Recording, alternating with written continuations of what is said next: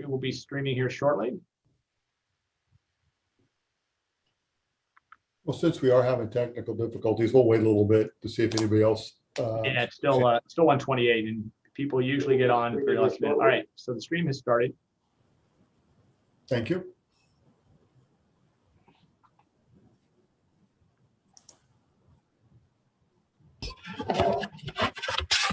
Adelie, I think we can hear you. It's a strange picture, but if you can hear us, we're all good. I can hear you guys. I'm trying to fix my camera. Something is not right. I think There you are. There you are. Hi, Adelie. Hello. How is everyone? It's not bad for a Tuesday. How's that? That's great. David, good day. Hey, everybody.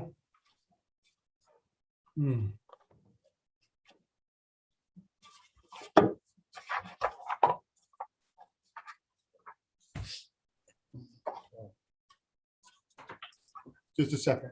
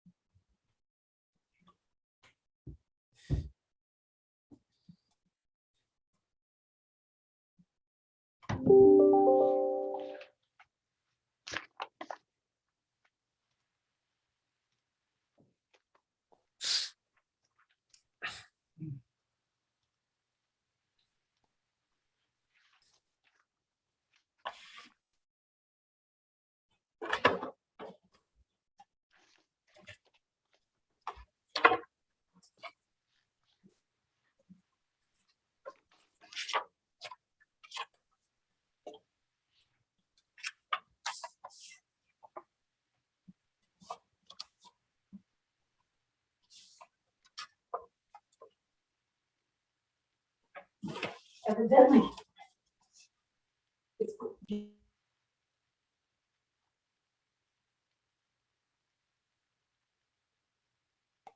Thank you.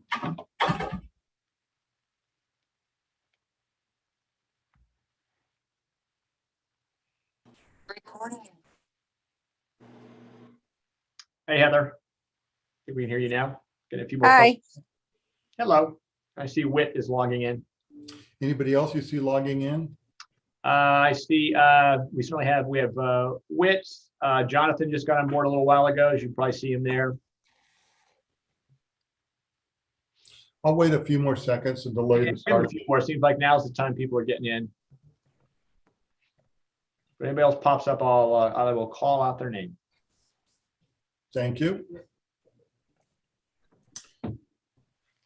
Like I said, I'll give it about a minute or so more and see if anybody comes up, and I'll officially start.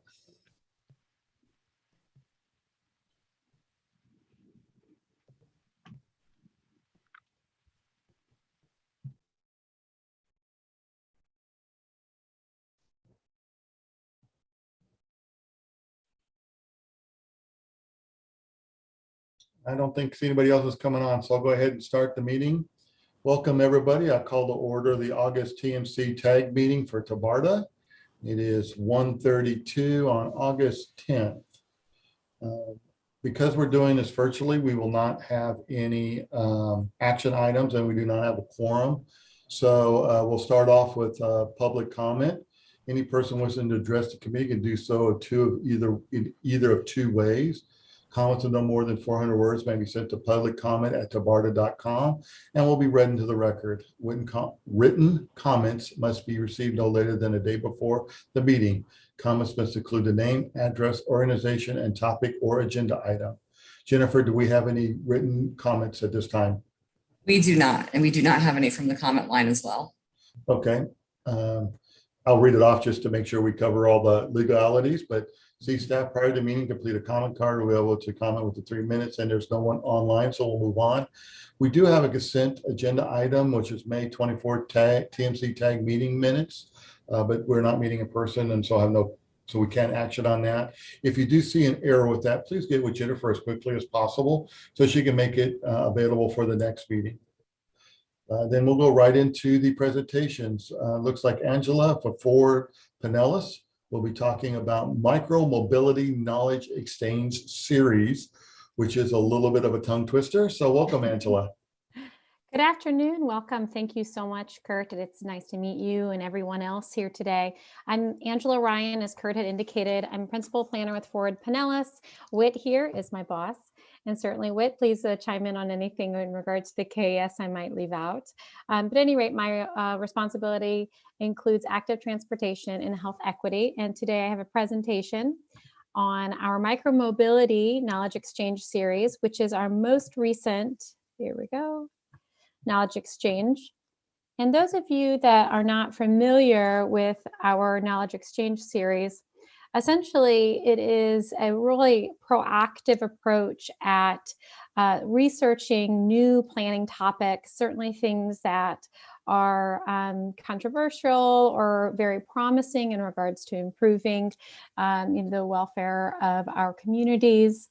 And the intent of the reports that we develop and all of the other media is really to collaborate with our partners and to share information such as best practices and literature sources, etc.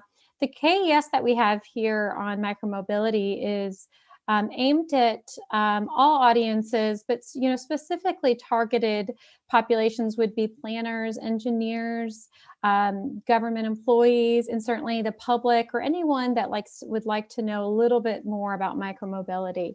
It's certainly written and organized simply enough so folks could pick it up and pick up on an important section of micromobility, while other folks might want to read the whole thing through.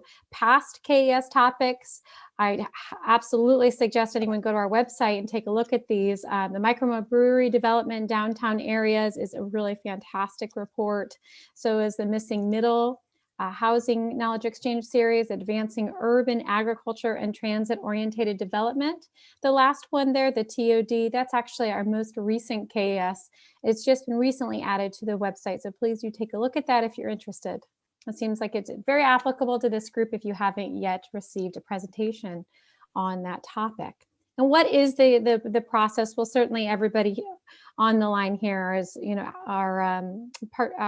our partners and very familiar with processes involving planning. So I'll just go over this quickly, but it's essentially a literature review looking at local and national research, partner collaboration for all of the KESs in regards to local experts, as well as entities that might be more interested and others in the particular subject at hand, interviews, that's going to be local, national, etc., the report development, and then public outreach. And I will note that some of the KES products have included videos if it was really applicable. This one, we just have a web component, a report, and a subcommittee that we've developed. And here are the findings. And this is, again, just an overview of the key findings. The report's about 33, 35 pages. So it has much more than I'm going to provide today. And I'm happy to answer any questions after the discussion today, or certainly any time. But essentially, what does the Micromobility KES provide? Well, first, when we worked with the public, I was really surprised to see how many of our partners that work, with our local government entities had a lot of confusion about what state statutes really had to say in regards to micromobility share programs as well as devices. And certainly, while working with the public, we found a large disconnect from the public understanding what is an e-scooter versus a moped, and does a golf cart, is that perhaps, considered as a micromobility device? Well, the answer is no, as we all know. But the Micromobility KES really sets up the framework for having a discussion about the benefits and challenges of micromobility. First with, well, what is micromobility? And that's really important. There's lots of tables and sources for further information. That's very clearly defined. And then we go into, like I said, overall benefits, challenges, and we have 2 case studies that are applicable for the entire region here. And I would say very applicable for, small to mid-sized cities, because we highlighted the work of the city of St. Pete and the city of Tampa. We then have a practical applications and common questions section at the end. Essentially, all this information is further detailed, but I have some key findings, and this is going to be of no surprise to anybody on the call here, but the incredible benefits of micromobility, share programs, and individually owned devices, is really this first mile, last mile solution. This is a really great graph. I looked at 50 different cities and dozens and dozens of literature, but this was actually my favorite graph. If you haven't seen it before, I think it's so perfect when we describe to the public how micromobility share programs or even personally owned devices fit into a larger, connected, sustainable, safe transportation network. And as you can see here, you have your little scooter or perhaps an e-bike, and you have the distances that they can travel.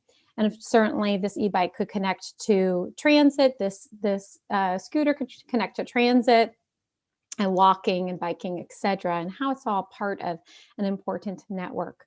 Something that we found that is going to not be of a surprise is really the need for continual data collection and analysis within a region to understand where the gaps exist, where you have that demand for micromobility or for bikes, either share programs or electric bikes, and how essential that is, of course, to connecting every person to the destinations that we have in our region.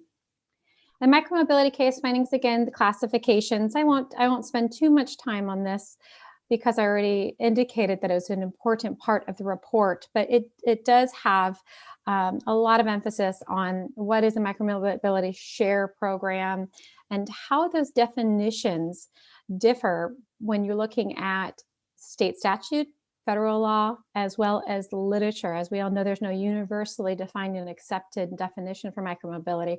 Some folks use it to only refer to a share program, for example, in some of the literature, and all of that is disclosed in the report. Others are specifically talking about a particularly owned individual device.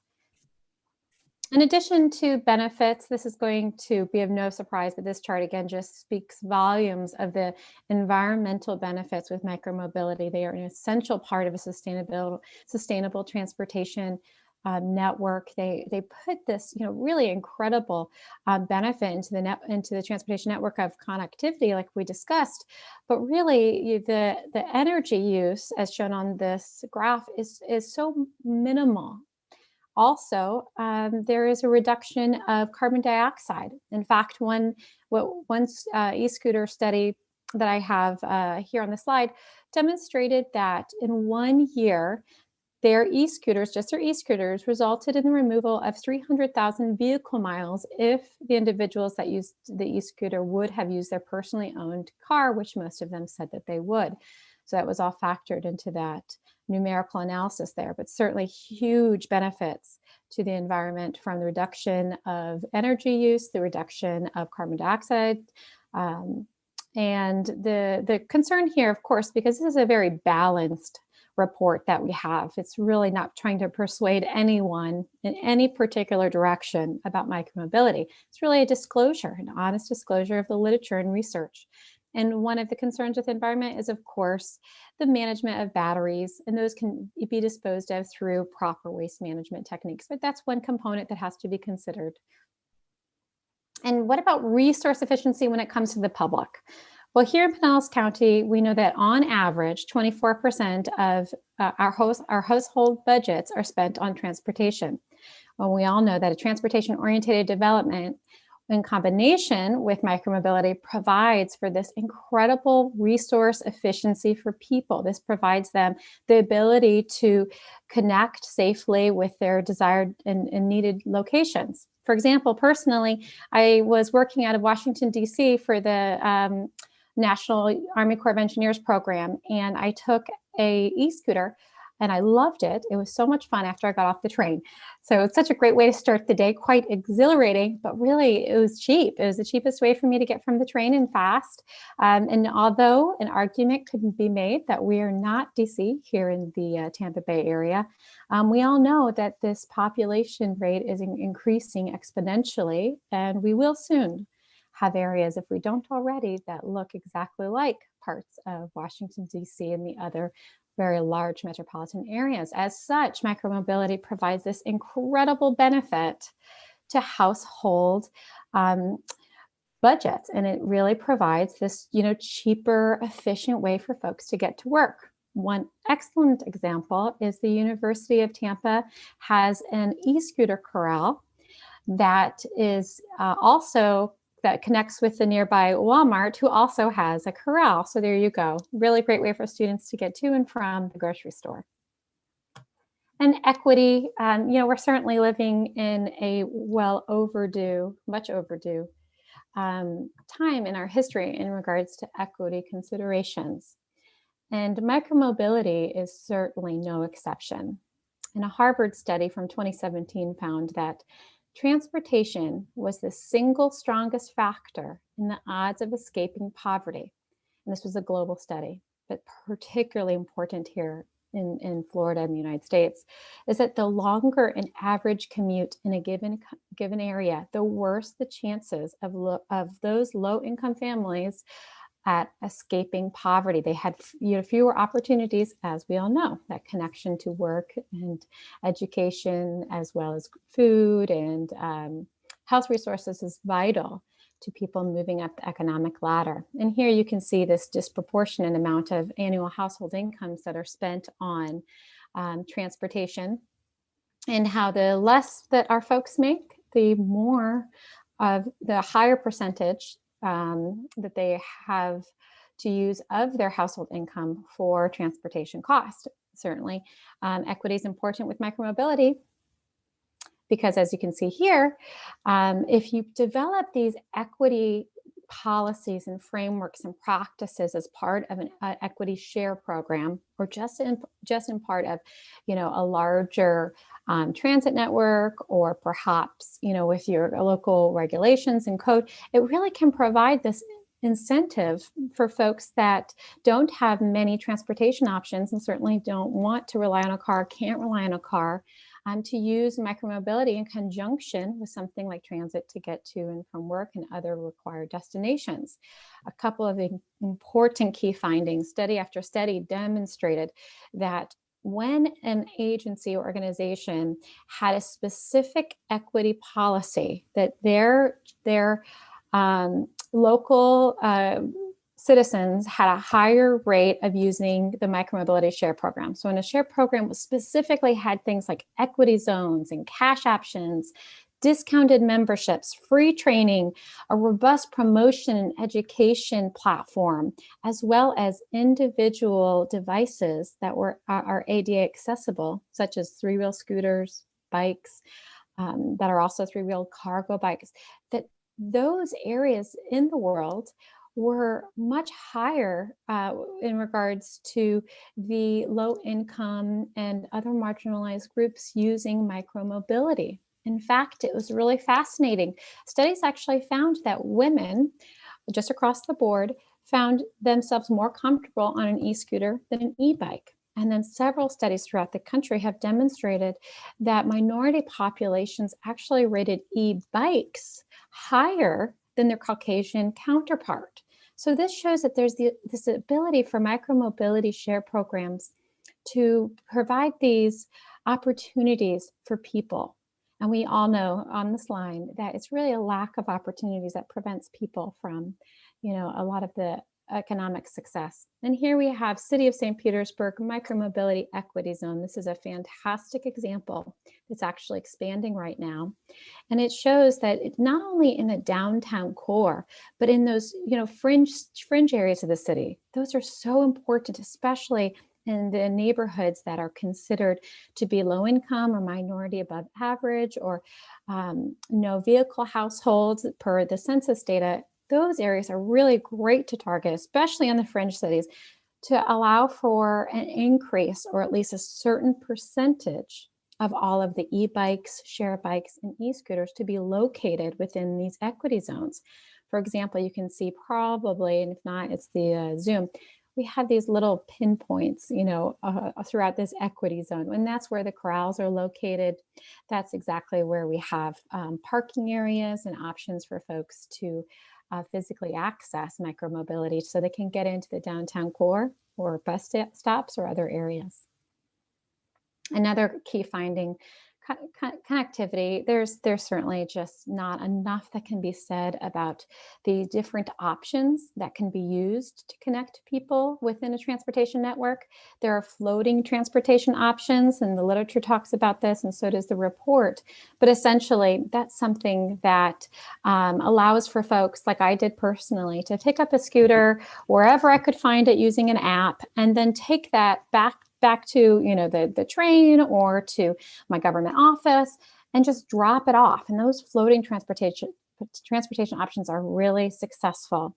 Of course, something that's been studied extensively and is very successful is coupling docking stations with transit hubs. That is, of course, everybody in the line knows that how important that is and how that can provide for connectivity for many, many people.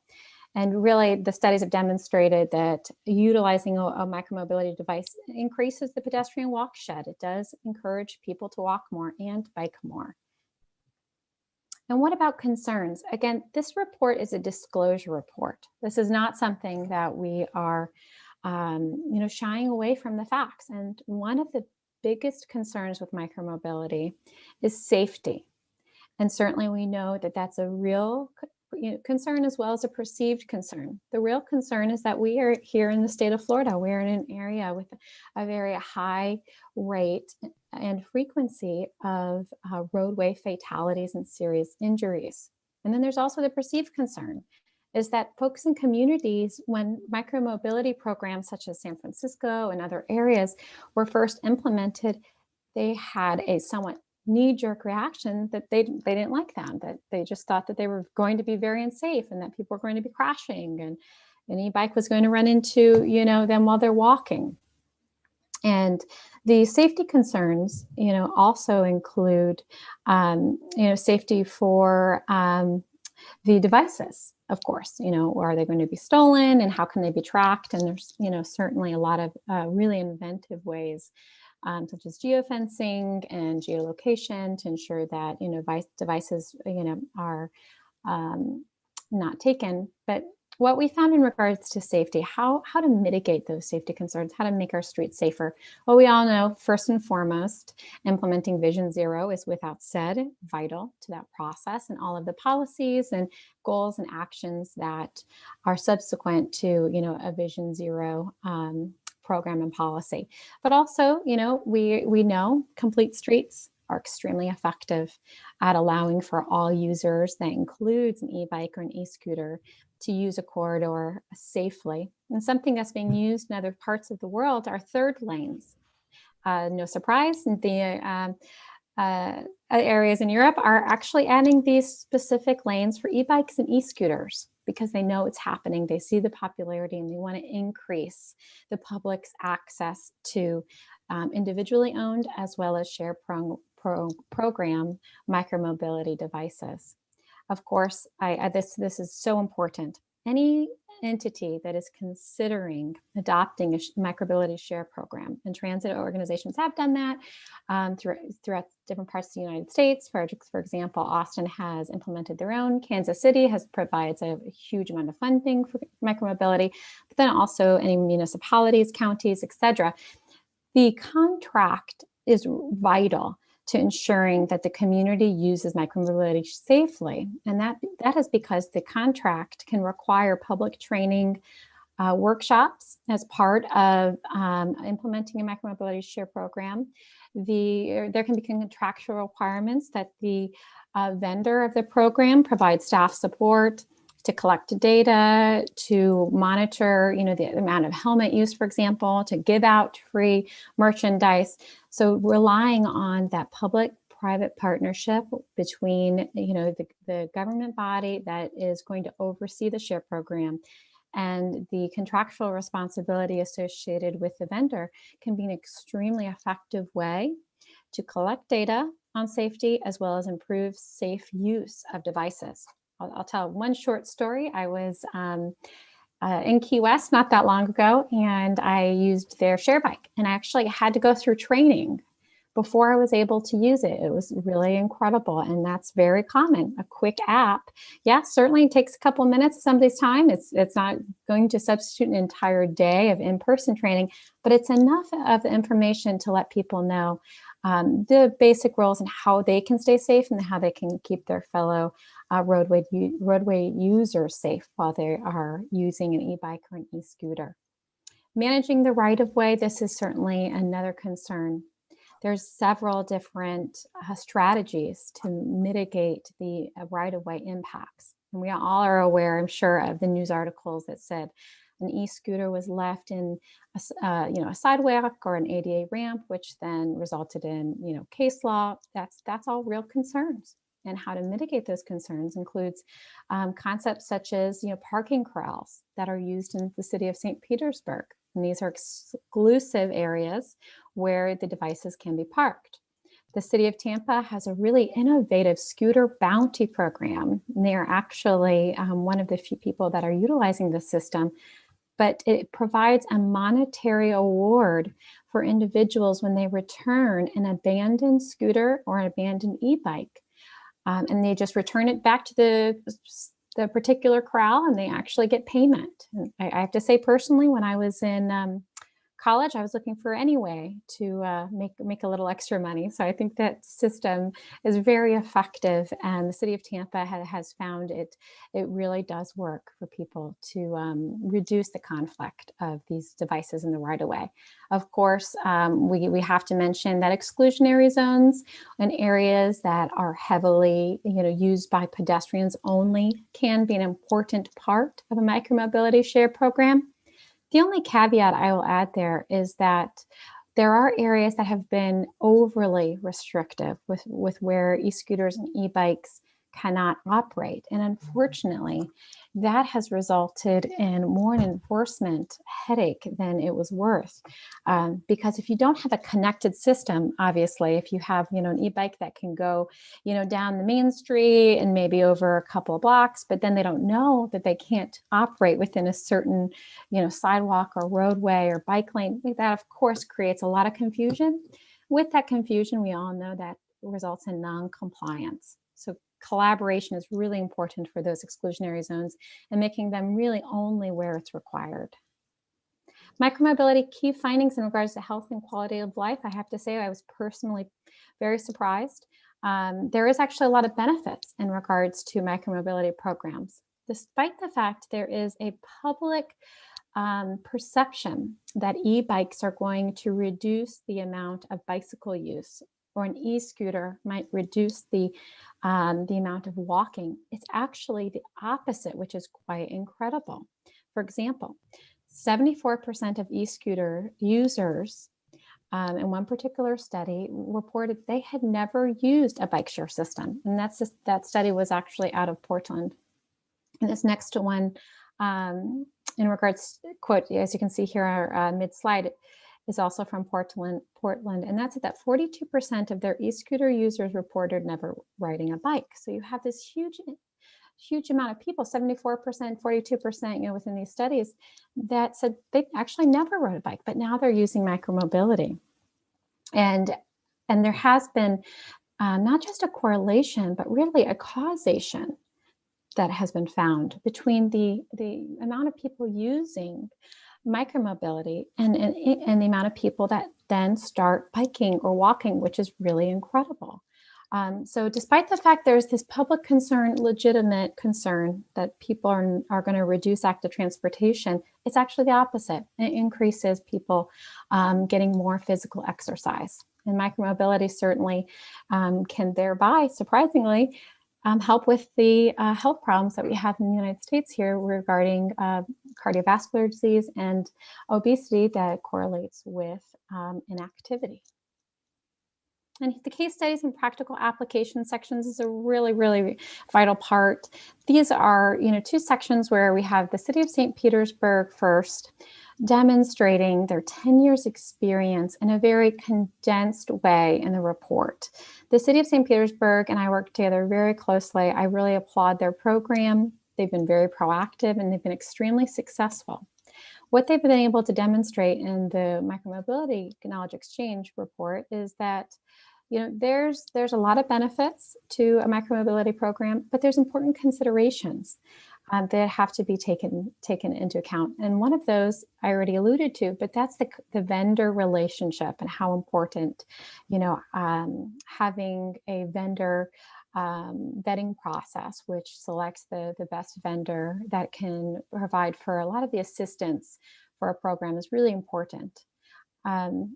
There's example ordinances from the City of St. Petersburg, as well as other lessons learned and information that's just really great practical advice for anyone considering a micromobility share program.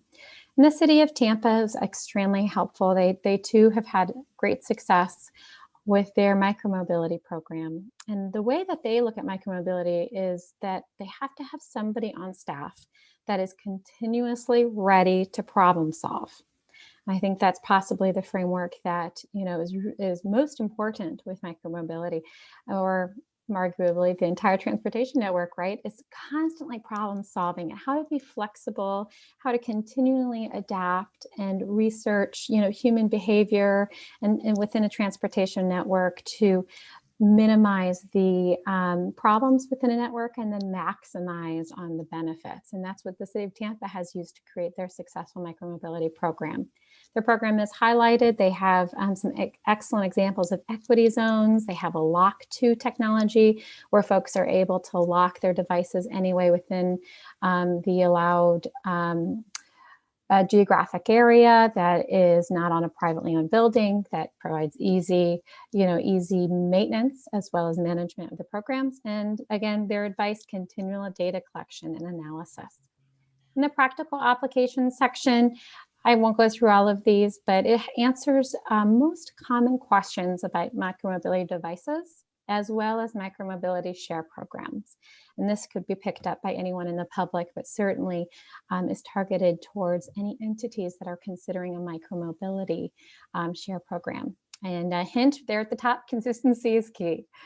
We certainly found that over and over again, is that, as we all know, when human beings know what to expect within a transportation network or within an environment, that they are most likely to comply. So consistency across the board is really helpful. And what is next for this KES? Well, we have a subcommittee at Ford Pinellas that we are going to be partnering with our local municipalities in the county to continue to share information. We have a micromobility forum that's part of the Safe Streets Summit that's coming up this fall. Continual committee presentations. I'll be putting together a short video, and then last but not least, this is a living document.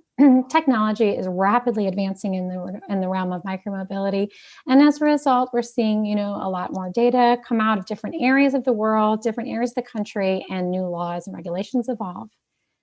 Thank you so much. I appreciate everybody listening to my presentation today. Contact me anytime. And do you have any questions or comments? Anybody have any questions or comments for Angela today? I have a quick question. Angela, have you looked at how to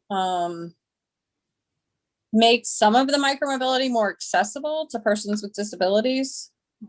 Yes, actually, Heather, right now the City of Tampa has multiple different models, and actually have a great page in the KES about that has hand cycle options. Okay.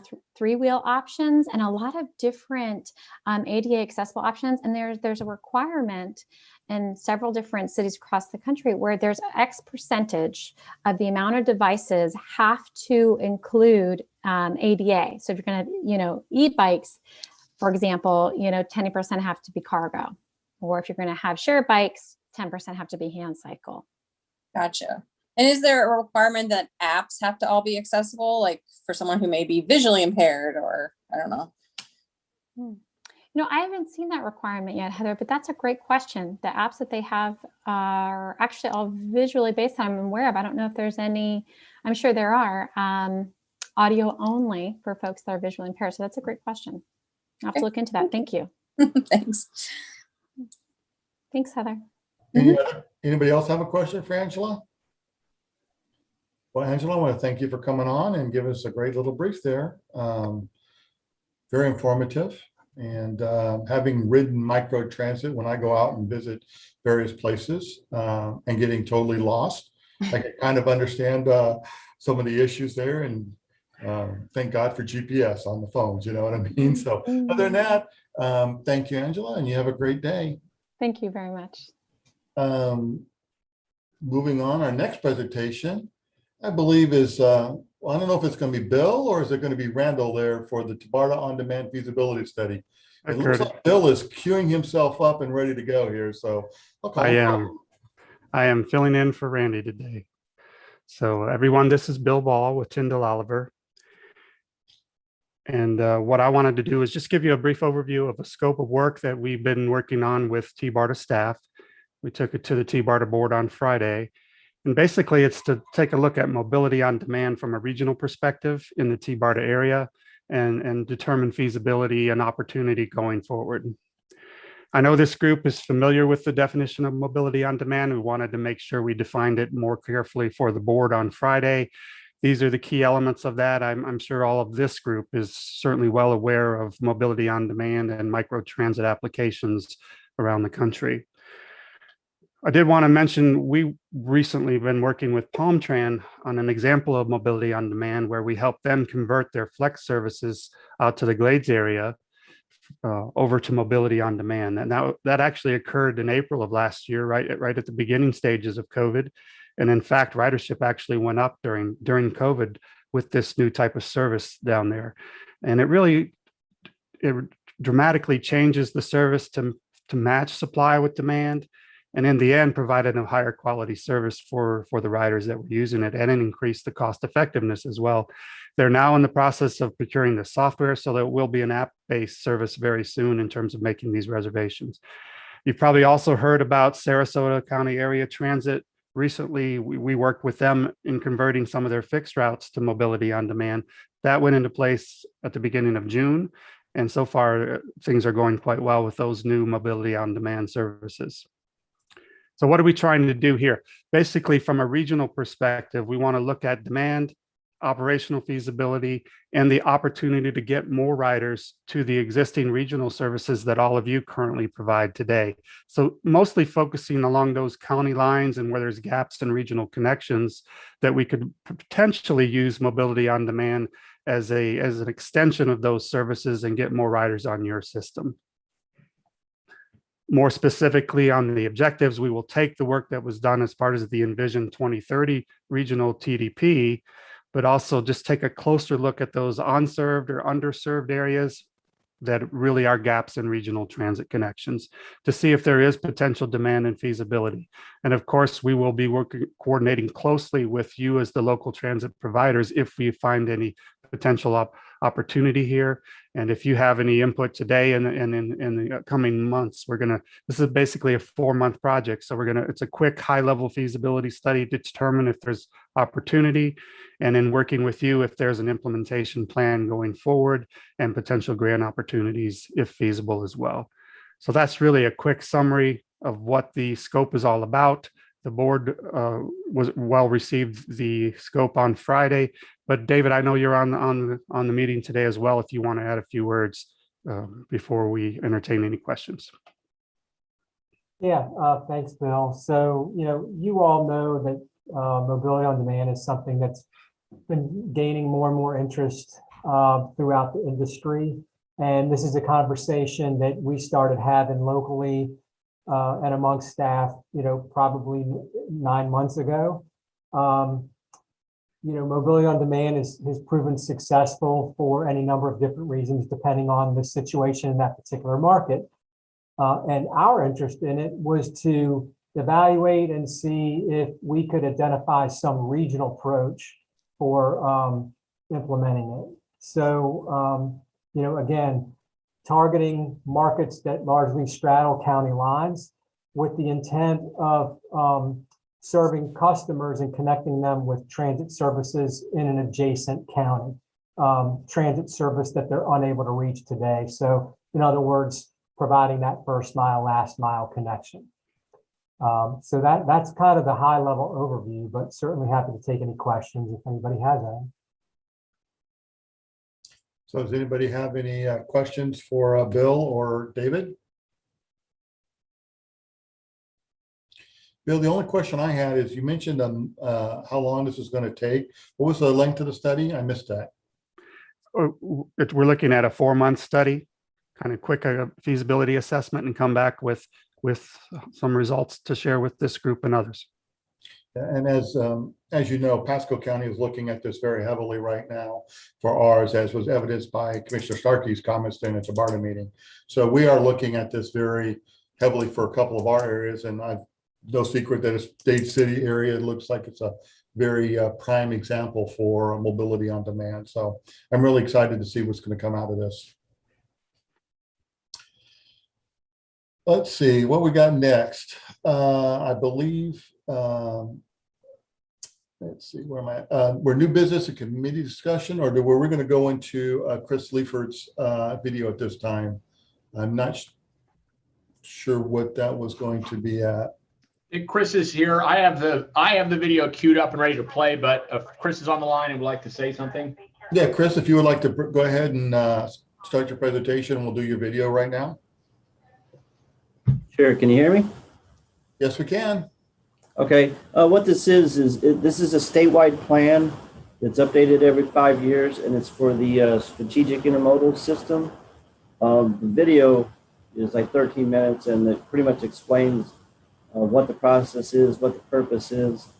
Forms were provided for comment, and that's the option that we have today for answering or asking any questions, and they'll be followed up those later. Within the slide, it'll explain the timeline of the plan update, which is expected to go through the process and be finalized by next January. Chris, do you want to go ahead and start the video? With that, I will roll the video. So here we go. The Florida Department of Transportation is grateful for this opportunity to present this update to the FDOT's Strategic Intermodal System Plan. Our goal today is to inform you about the purpose of this plan, why it matters, highlight the plan elements and emphasis areas, and discuss the proposed focus areas to get your input. The SIS is a statewide network of high-priority transportation facilities, including Florida's largest and most significant airports, spaceports, public seaports, freight rail terminals, passenger rail and intercity bus terminals, rail corridors, waterways, and highways. These facilities represent the primary means for moving people and freight between Florida's regions, as well as between Florida and other states and nations. Florida established the SAS in 2003 for many reasons, all of which are still relevant today. A primary reason was to help meet growing demand for moving people and freight as our population and economy continued to expand. The SAS was envisioned to support Florida's economic competitiveness by connecting our regions to markets within our nation and worldwide. Many industries require access to multiple modes of transportation, providing seamless flows of both people and goods. In addition, the SIS was intended to support the state's community planning goals by focusing transportation investments on existing transportation hubs and corridors, so we can maximize the use of the most current system. Finally, the SIS was intended to focus our essential state resources on those transportation facilities most critical to Florida's economy and quality of life. Florida statute requires the department to update the SIS policy plan at least once every 5 years, following the update to the Florida Transportation Plan, also known as the FTP. The SIS policy plan is developed by reviewing the most recent FTP goals and objectives to ensure the SIS policy plan is in line with the FTP. 2045 is the horizon year for the current FTP, and the SIS policy plan is an implementation action of the FTP. In addition, the process considers current trends and conditions, including applicable performance measures, to ensure the plan addresses key issues and opportunities for the SIS. The process requires collaboration and input gathered through various partner and public outreach efforts, such as partner briefings, social media outreach, virtual outreach, and surveys. The 35-member steering committee that guided the update of the FTP in 2020 is assisting with the update of the SIS policy plan this year. A public comment period will accompany the draft final plan in late 2021. Following the public comment period and final management approval, the final plan will be adopted. The SIS is made up of two basic components: SIS facilities, which meet high levels of people and goods movement, generally supporting major flows of interregional, interstate, and international trips, and strategic growth facilities, which are smaller in nature and generally are designated to support niche markets, underserved geographic areas, or other unique economic communities. The SIS includes three types of facilities: hubs, such as airports, seaports, and other types of terminals; corridors, such as highways, rail lines, and waterways; and connectors, which link the hubs and corridors or hubs to other hubs and military access facilities to corridors. The policy document generally addresses and includes the following topics. It defines objectives for how we plan and manage the SIS, consistent with the broader goals for the FTP. It outlines focus areas for the SIS that are to be addressed over the next 5 years as part of the plan update. It sets forth policies or strategies directed towards these objectives and focus areas. And lastly, it sets forth implementation guidance on how to carry the plan forward. The current 2016 SIS policy plan objectives still correlate to the current FTP goals related to mobility, transportation options, and economic competitiveness. They also continue to represent the long-standing framework of the SIS and its original intent. The 2022 SIS policy plan will focus on these 5 areas. Safety. How does the SIS, as a key element of the state's transportation system, contribute to our vision of eliminating fatalities and serious injuries on Florida's transportation system? Resilience. How can we reduce vulnerabilities of SIS infrastructure to risks including extreme weather, sea level rise, coastal and inland flooding, wildfires, and extreme heat? Technology and innovation. How do we prepare the SIS for emerging technologies, such as automated, connected, electric, and shared vehicles? Urban mobility and connectivity. How do we address the impact of congestion in both major and developing urban areas on the efficiency and reliability of the SIS for interregional travel, especially in areas where there are limited options for adding capacity to SIS corridors or limited modal alternatives to SIS highways? Rural mobility and connectivity. How can the SIS support rural revitalization and economic development and facilitate emergency evacuation and response while supporting environmental stewardship goals and community visions? For each focus area, we will present some high-level ideas for improvements. Building on the FTP and SHSP, the Strategic Highway Safety Plan, we have identified several potential safety-related policies for inclusion in the SIS policy plan. Here are some of the ideas based on input received so far. Increase the emphasis on safety as a factor in setting priorities for SIS projects. Provide more flexibility to include safety features as part of SIS capacity projects. Address engineering and operational solutions related to emphasis areas associated with higher fatality rates on the SIS. An example could be to add guardrails, rumble strips, or clear zones to address lane departures. We have identified several potential resilience-related policies for inclusion in the SIS policy plan. Here are some of the ideas based on input received so far. Consider vulnerabilities in the community and environmental screening process as part of SIS designation. For example, if there are two options for a connector and one is in a storm surge zone, designate the alternative.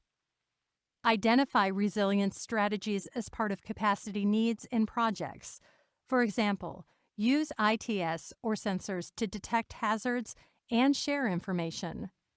Expand SIS funding eligibility for adaptation or retrofit of existing infrastructure. An example would be elevation change, base layer hardening, or stormwater management to help maintain the SIS facility's safety and capacity. We also might consider expanding the definition of capacity to include increasing redundancy or providing alternatives to mitigate vulnerabilities on the system.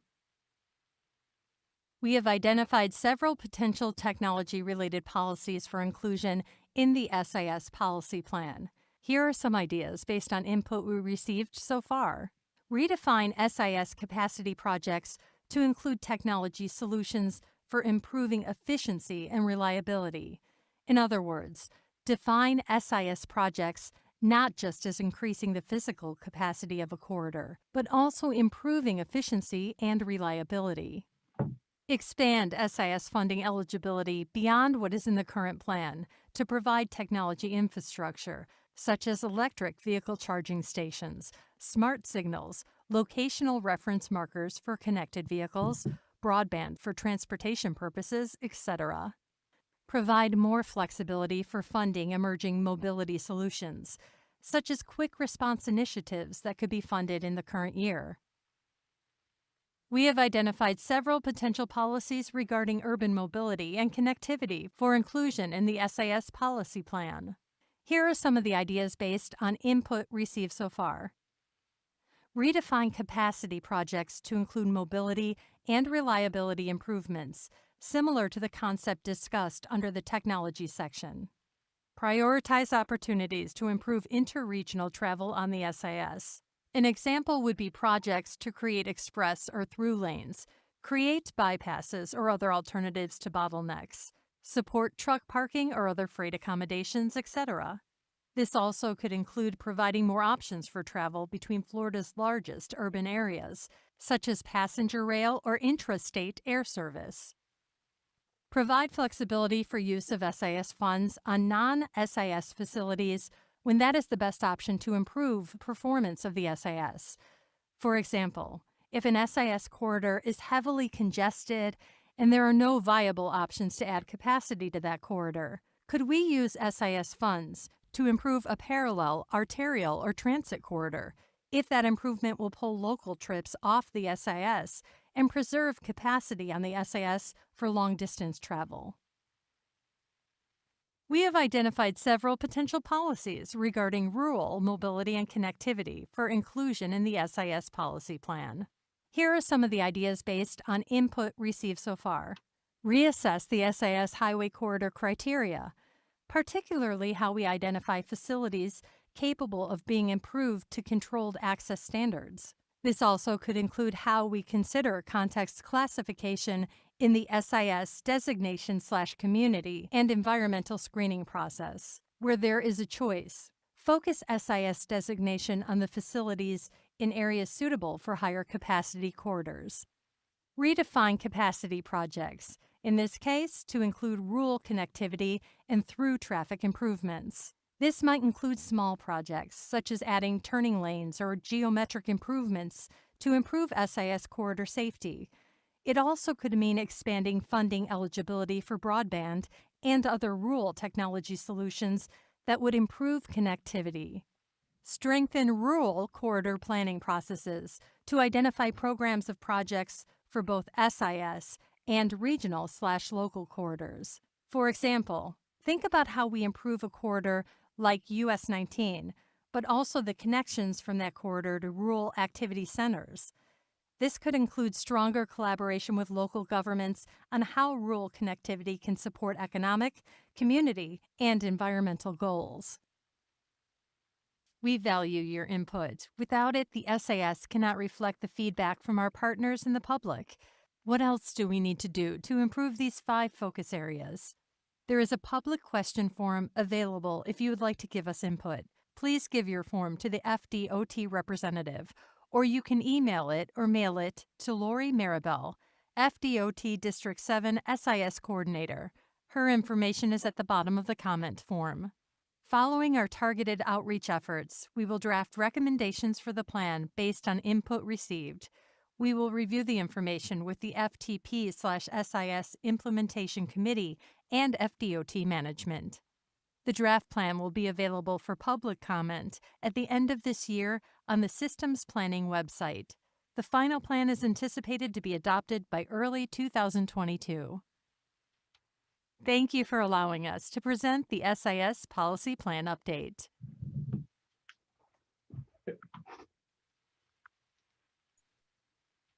Okay, Chris, do you have any final comments before we ask for questions? Oh, thank you for taking the time to do that. We'll be doing this at several other meetings, so I can't guarantee you won't see this again. Well, I'm sure we will on various other topics. Anybody have any questions for Chris? Hearing none and seeing none, thank you, Chris, for this. And we'll move on to the next thing, new business, a committee discussion. And Brian, you're up talking about the US 19 RRT study. Sure. Okay. At the last board meeting on Friday, the board approved the task work order for WSP to begin work on the US 19 RRT study. This study would evaluate the feasibility of freeway-based BRT service on US 19 and between Pasco and Pinellas County, basically from State Road 52 down to Almerton Road, as well as a portion of the Pinellas Gateway area where the intermodal center will go. The final report will include a 10% conceptual design of the preferred alignment, preliminary station locations, a preliminary concept of operations, and preliminary capital and operating costs. So we're going to be, we're doing the purchase order for it right now, and I imagine we'll be doing a kickoff meeting with WSP in the next week or so. And that's it. Brian, will you be starting with the concepts that had been previously done through the Forward Pinellas study? I imagine, yes. And anybody else have any questions for Brian about this?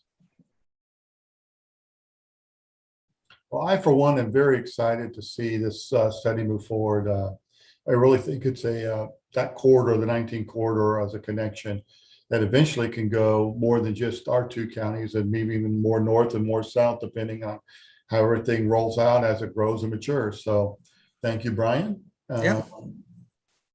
for your report. Sorry about that. Let's see where we're at. Number 6, items report for the TBARTA board. I'll just walk us around my screen here and invite anybody to talk to anybody that or bring up any topic they would like to have either discussion or let us know. And Whit, you're up number 1, so go on ahead. Don't have too much to report today, other than tomorrow we have a legislative workshop that we're planning with our Pinellas legislative delegation members. And we have 6 of the 8 who had confirmed to be there.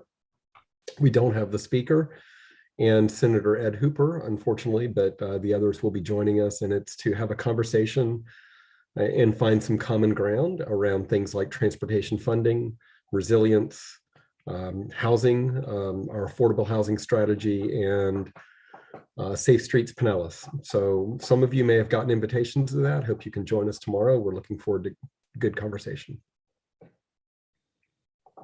And thank you for that, Whit. Heather, if you would like to go ahead and talk about what things are going up down in Pinellas.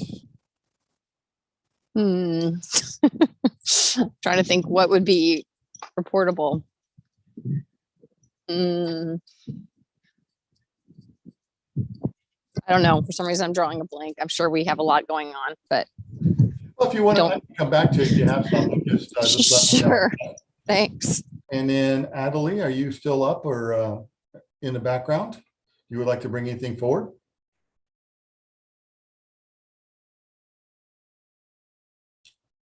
Hearing none, we'll move on to Jonathan. Jonathan, do you have anything? Good afternoon, guys. Not much really. Maybe some of you were at this meeting, but the FDOT and Cutter hosted a good mobility vision kind of stakeholders meeting last week at USF Cutter, going over some ideas for visioning for the next few years on transit and so on. So you might look for any materials related to that as a good info item or attachment to future agendas. But it was productive to hear all the transit directors and staff talking about their most pressing issues here as pandemic conditions kind of come back a little bit, but also moving forward. So that's all I can think of. Other than that, everything's going well. Thanks. That meeting I heard was very, I was scheduled to go to it. Unfortunately, I could not make it, but I heard there was some really good stuff. I know they're starting to put out some things, and it hasn't all the information's got donculated yet, but they are coming out with some good stuff. Anything else, Jonathan? No, that's it. Thanks again. No problem. And Heather, I see you got your hand back up, so go ahead, Heather. Yeah, my brain started working. So of a regional nature, we did implement Flamingo Fairs on July 5th. And we are in a fare-free period right now if you get the Flamingo card or use the app. So that's how we're encouraging people to, move over to Flamingo. And then we're working on a lot of outreach. Come, I think September 1, we'll start charging fares through the app, and we do have fare capping. And so there's a financial benefit to using the app over paying cash fares. So that's, why it's all the more important to do more outreach and to get Spanish materials out there. We're working on a retail network with Ready Credit to identify places where people can purchase the card and reload the card, so everyone doesn't have to go to the transfer centers to do so. And we're also another kind of regional. If we ever get a Clearwater Express bus from Clearwater or Clearwater Beach to the airport, we have awarded a contract for some level of a design. I can't remember if it's through 60% to do some design work on that. And we're working with Clearwater on a property swap. So those are, I guess, important key regional things we're doing. If I could add something to that, Yeah. Heather, I wasn't sure if the money you were putting into design is different and in addition to, but we have a meeting with Craig Fox of DOT coming up to scope how to spend the remaining $340,000 or so for the Clearwater Memorial Causeway bus only lane. I don't think I knew about that meeting. Yeah, we're going to be interesting. scoping it. They have money left over from the earmark.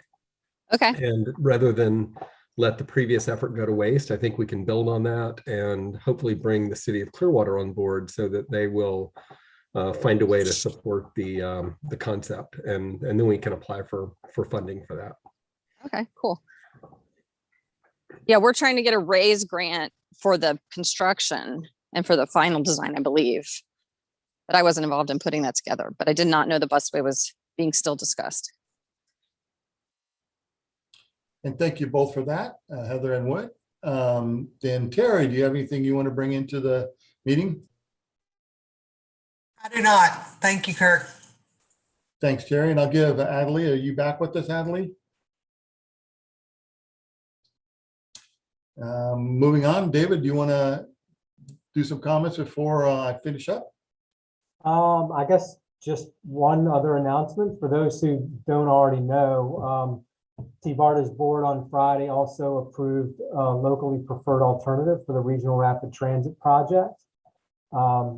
It's been, I guess, 6 or 7 months in the works that we've been, working with them and various board members on different alternatives that we felt made sense and addressed some of the concerns that were presented to us.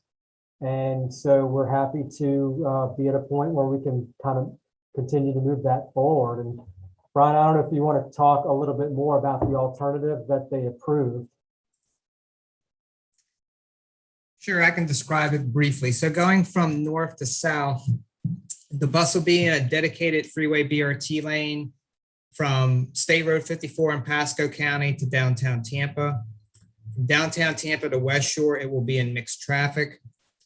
From across the Howard Franklin Bridge, will be in tolled express lanes.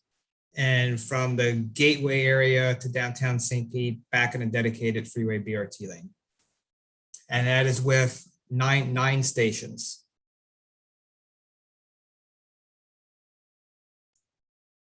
Thank you, Brian. Anything else? Where, I just have a ahead. quick question. Where is the station in Pinellas? I know there've been some debate about 58th versus 62nd. So if there's 4 stations in Pinellas, 4th Street, one around Tropicana Field, 62nd Avenue, and Gateway. Okay, thank you. David, anything else? And then just to wrap it up, PCBT, if you didn't notice, we are now going to be Go Pasco. So our name will be changing to Go Pasco. We get you there.